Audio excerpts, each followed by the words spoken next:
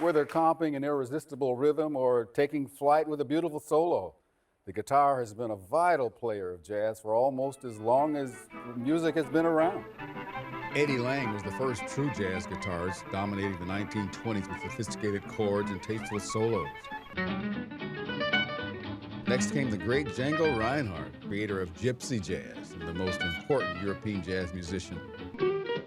The swing years gave us the one and only Charlie Christian, the most influential jazz guitarist ever. Rhythm guitarist Freddie Green was one reason Count Basie's band swung so hard. Then there was Tiny Grimes, one of the early bebop players. The late 40s and early 50s saw the rise of many great guitarists, like Barney Kessel.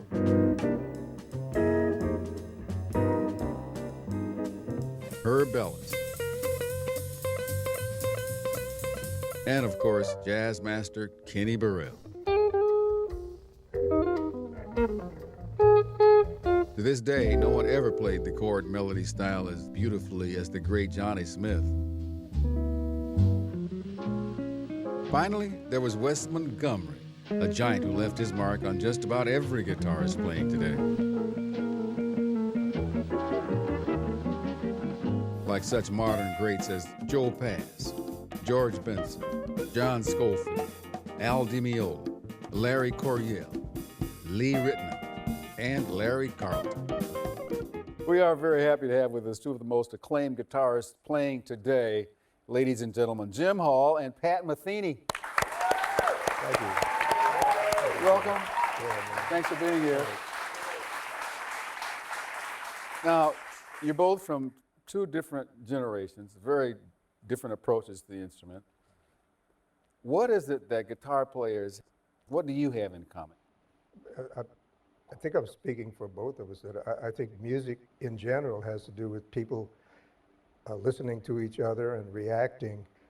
And even though I'm 800 years older than Pat, it's like a family. What do you Yeah, think? I totally agree with Jim, and I think that, you know, basically we're trying to find the good notes, trying to find the things that have resonance and meaning and value. You know, Jim, of course, is a major inspiration for me, and I think he's given us a way to reconcile who he is as a person with the incredible beauty that he represents as a musician. Yeah.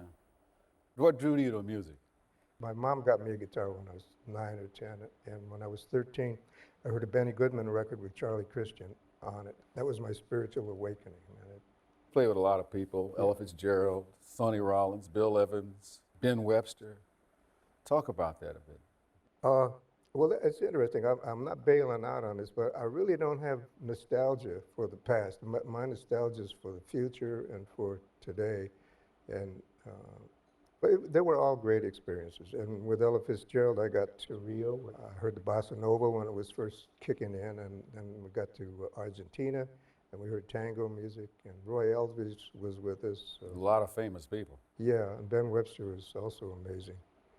I think he helped me just by listening, helped me a lot with trying to get a saxophone sound out of the guitar and breathing differently on the guitar and stuff. So. Let's talk about the sound you get out of the guitar, especially you have this less is more type approach. Yeah. That works.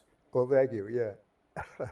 It's funny because I've gotten reviewed sometimes that say, Jim Hall shows great discipline. He chooses, I'll be playing flat out as fast as I can. You know? So there are those musicians throughout that learned how to use space.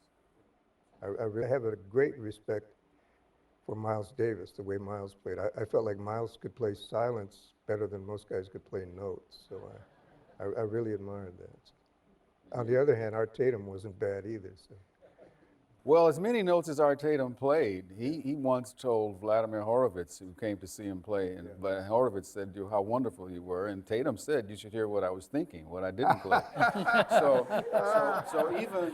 Probably thinking like Count Basie, plink, plink, plink.